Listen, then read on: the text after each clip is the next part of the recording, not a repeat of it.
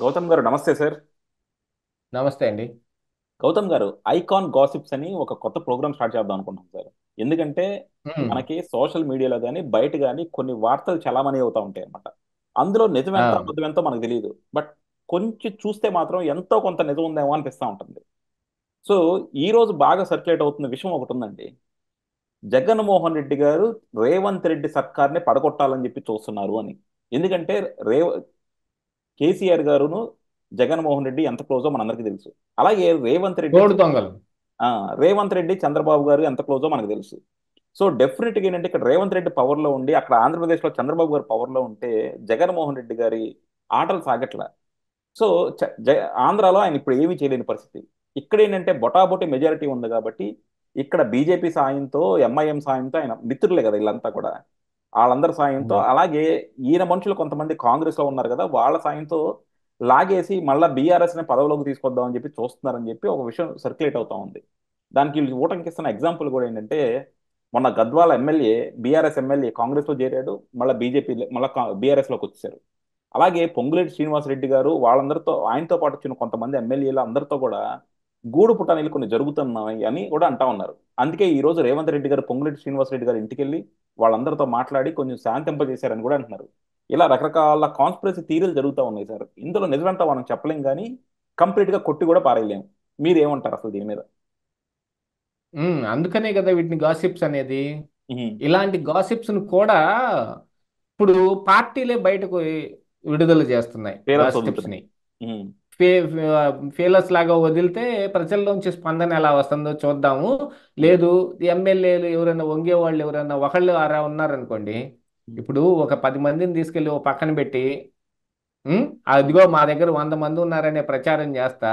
రోజు ఒక 100 ఆకులు, అది పాతకి వెనకటికి చెప్పిన సామెత ఇది. ఒక వీక్ రాజ్యం మీదకి ఒక పెద్ద రాజు దండెత్తి వస్తే వాళ్ళు వచ్చి సైన్యం అంతా అక్కడ విడిది అయి ఉండి ఉన్నారు.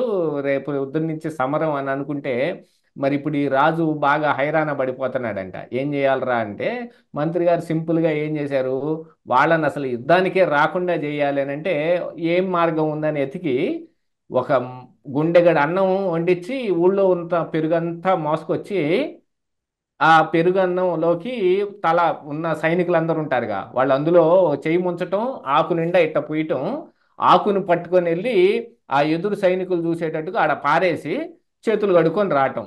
ఇలాగా తిప్పి తిప్పి ఉన్న వీళ్ళ దగ్గర ఉన్న సైనికుల్ని 5 సార్లు 6 సార్లు పంపిస్తే వీళ్ళేంటి ఇన్ని ఆకులు పారేస్తున్నారు, ఎంతమంది సైన్యం వచ్చారు అంటే మనకు తెలియకుండా వీళ్ళ దగ్గర బోల్డ్ అంత సైన్యం ఉంది కాబోలు అని ఆ రాజు అట్ట ఎనికి చదువుకున్నాడు. ఇలాంటి కార్యక్రమాలు కొన్ని ఉంటాయి రాజకీయాల్లో. ఇది ఇంకా మోస్ట్ ఎక్కువగా ఉంటది. ఎవరినైనా ఒకళ్ళు ఒక కూటమి కట్టేటప్పుడు ఏం చేస్తారండి, అది తీసుకెళ్ళి ఆ వచ్చిన 5గురినో 6గురినో ఒక చోట ఓ హోటల్లో పడేసి మా దగ్గర 100 మంది ఉండారని బయట ప్రచారం ముట్టిస్తారు. అందరూ ఆడనే ఉండారు, నేను ఒక్కడనే బయట ఉండాను అనుకుని 100 మంది అప్పుడు వస్తారు. ఆ మిగతా 90 మంది వచ్చినోడిని వచ్చినట్టు లాగి లోపలేయటమే. ఇలాంటివి చాలాసార్లు జరిగాయి కదా, మనం చాలాసార్లు చూసాం. ఇలాంటి అనుభవాలు కూడా చాలా ఉన్నాయి. అలాంటివనే ఇప్పుడు ఏంటంటే ఇలాంటి ఫెయిలర్స్ పార్టీలే వదులుతుంటాయి. దాంతో పాటుగా కొంతమంది కృషి చేస్తూ ఉన్నట్టుగా కూడా సమాచారం బయటకు వస్తుంది. అందుకోసమనే రేవంత్ రెడ్డి కూడా కొంచెం ఆ దీని మీద ఇలాంటి కార్యక్రమం ఏదైనా ఉంటే దాన్ని సమసిపోయేటట్టుగా చేయటం కోసం కొన్ని మంతనాలు కూడా చేస్తూ ఉన్నాడు. కాకపోతే ఇప్పుడు ఏం జరిగింది ఇక్కడ అనంటే, రేవంత్ రెడ్డి అని ఒక ఆ, మీ- కాంగ్రెస్ పార్టీలో ఉన్న రేవంత్ రెడ్డి అనే ఒక సీఎం మీద ఆయన ఒంటరిని చేసి మిగతా పార్టీల వాళ్ళందరూ కలిసి అంటే పక్క రాష్ట్రాల్లో ఉన్న పార్టీలతో సహా మీరు చెప్పినట్టు జగన్మోహన్ రెడ్డి ఇప్పుడు ఎందుకంటే ఎవరైతే ఆయన పొంగులేటి శ్రీనివాస్ ఉన్నారో ఆయన ఇంతకుముందు జగన్మోహన్ రెడ్డి అనుచరుడు. ఈయన ఎంపీ. దగ్గర ఉన్న ఈయన పార్టీలో ఉన్నవాడే. అవును. ఇవ్- దా ఆల్మోస్ట్ ఆల్ ఇప్పుడు కేసీఆర్ అంటే జగన్మోహన్ రెడ్డి గురువులు అంటాడు. ఉమ్.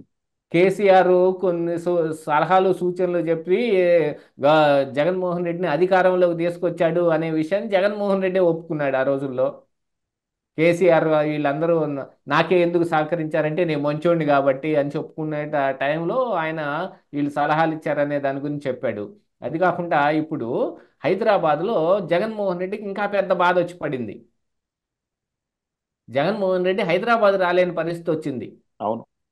అర్జెంటుగా ఆయన కట్టుకున్న ఆ గొప్ప ఒక భవనం ఉంది కదండి, అవును.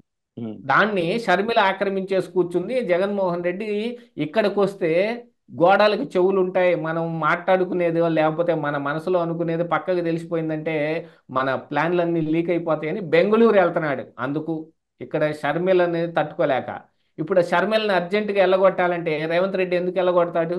ఆ ఇంట్లో నుంచి బయటకు పంపించేసేయండి అంటే, ఏదో ఒకటి చేసి పంపించమంటే పంపిస్తాడా? పంపించడు కదా.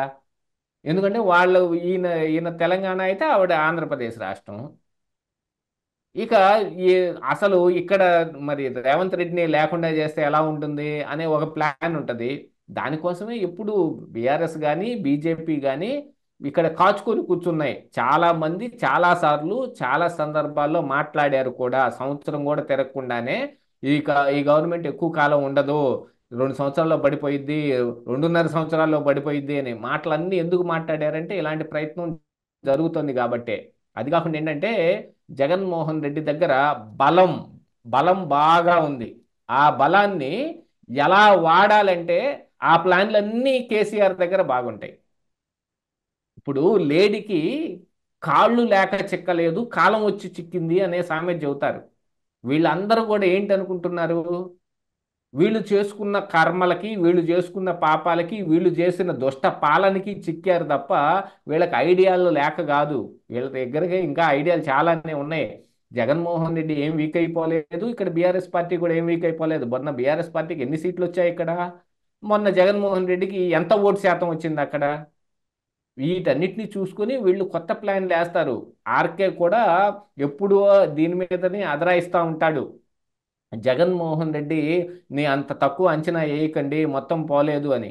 మొన్న మన స్పీకర్ గారు కూడా స్పీకర్ అవ్వకముందు చెప్పాడు చూడండి మాట, అవును. ఉమ్, జగన్ ఓడిపోయాడు తప్ప చచ్చిపోలేదు, చచ్చేదాకా కొట్టాలి అని. ఇలాంటి వాళ్ళందరినీ ఖచ్చితంగా ఆయన చెప్పిన పనే చెయ్యాలి. లేకపోతే ఇదిగో ఇలాంటి ఉపద్రవాలు తీసుకొచ్చి పెడతారు.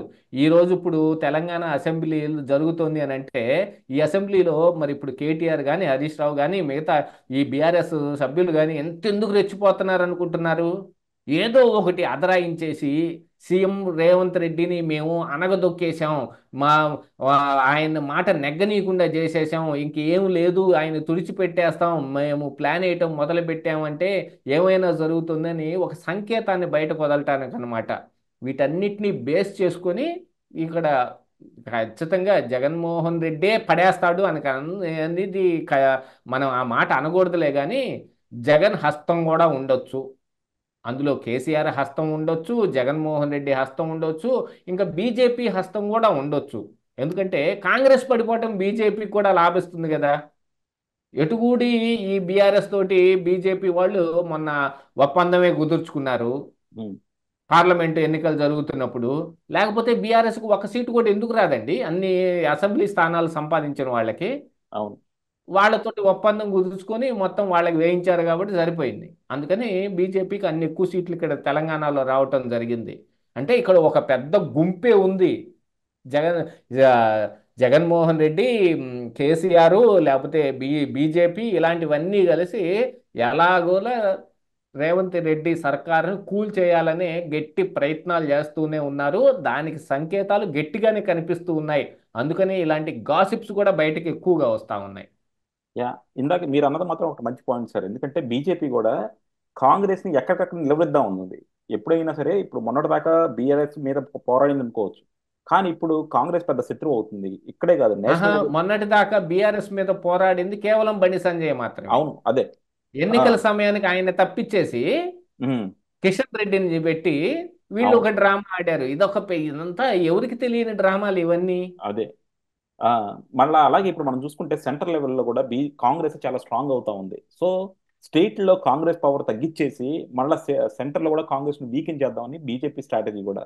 సో అందులో భాగంగానే జగన్మోహన్ రెడ్డి సహాయం తీసుకొని బీజేపీ, కేసీఆర్, జగన్మోహన్ రెడ్డి మాత్రం రేవంత్ రెడ్డి మీద ఇండైరెక్ట్ గా చేస్తున్న ప్రెషర్ అయితే పెడుతున్నట్టు కనపడతా ఉంది సార్. సో దీన్ని రేవంత్ రెడ్డి ఎంత ధీటుగా ఎదుర్కొంటాడో మనం చూద్దాం. ఎందుకంటే ఇప్పుడు పొంగులేటి లాంటి వాళ్ళని రేవంత్ రెడ్డి చాలా జాగ్రత్తగా డీల్ చేసుకోవాలి. వాళ్ళకున్న పూర్వం వాళ్ళు ఎవరితో అసోసియేట్ ఉన్నారు, వాళ్ళు చేసిన పనులు ఏంటన్నది కూడా రేవంత్ రెడ్డి గారు గ్రహించాలని మనం ఆశిద్దాం సార్. థ్యాంక్ యూ అండి. థ్యాంక్ యూ వెరీ అవును. మచ్. Thank you.